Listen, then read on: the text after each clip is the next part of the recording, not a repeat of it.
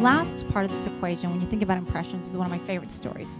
And this is when Dad said, you need to remember, Mary, whenever you come in contact with someone, that you want to make a lasting impression.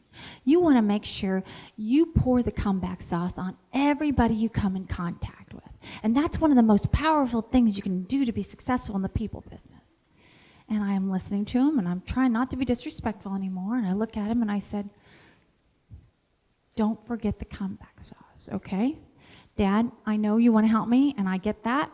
Except in my line of work, we are going to have to fire people from time to time. I mean, I worked in the office and shadowed the day before I accepted the job, and I know sometimes we won't be able to work with everybody who comes in, so we won't be able to hire everybody either. So, I mean, there are people that we don't want to put the comeback sauce on because we don't want them to come back. And he said, wow, that's an attitude you got to switch before you start your first day tomorrow. Those are exactly the people you want to put the comeback sauce on. It's not whether you want them to come back or not. It's whether the circumstances were different, that they would feel like you treated them in a way where they would want to come back. I said, all right, Dad, where did you come up with that? I get it now. That makes sense to me. Where'd you come up with that phrase? He goes, well, I finally had enough money to open the meat market. I had 5 mouths to feed, 3 kids and your mom and me.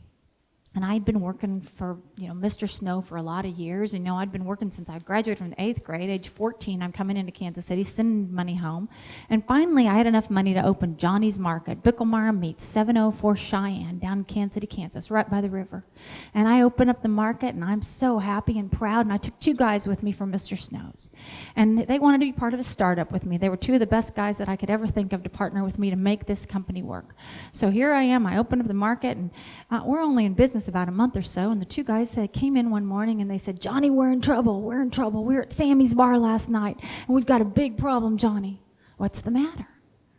When we were at Sammy's last night, Mr. Snow was there with a couple of our competitors, and they have a plan to put us out of business. What's their plan? They said that every time you advertise a price per pound, Johnny, they're going to advertise 10 cents per pound cheaper until you can't afford to be in business any longer. This is bad, Johnny. Do you think he'll take us back? Will he take us back at the same pay rate, you think? This is bad, Johnny.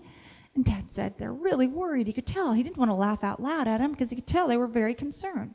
So he looked at him and he said, guys, it's not a problem. Yes, it is a problem, Johnny. We wanted to follow you. We wanted to be a part of this, and now it's not going to work. Yes, it's going to work. What's not going to work is their plan.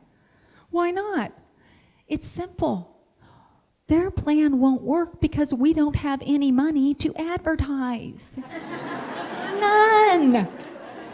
All we got is the quality of the product we sell, the roof over our heads, what little we pay ourselves, and oh, wait a minute. Here's the key to our success. We're going to be fine. You pour the comeback sauce on everybody who comes in here, and we'll do just fine. What do you mean comeback sauce? And this is long before all those leadership books that were written that said, empower your people and all of that. Dad just says, I don't know, you figure it out. The recipe's different for every customer. Every single person who comes in here is going to have a different recipe for comeback sauce. You got to figure it out. Well, what do you mean, Johnny? Give us an example. He said, all right, the guy who came in here a little earlier. He came in, and this is what the interaction looked like. You said, how you doing today? He said, I'm doing okay. And you said, what can I help you with? And he said, I'd like a pound of ground beef.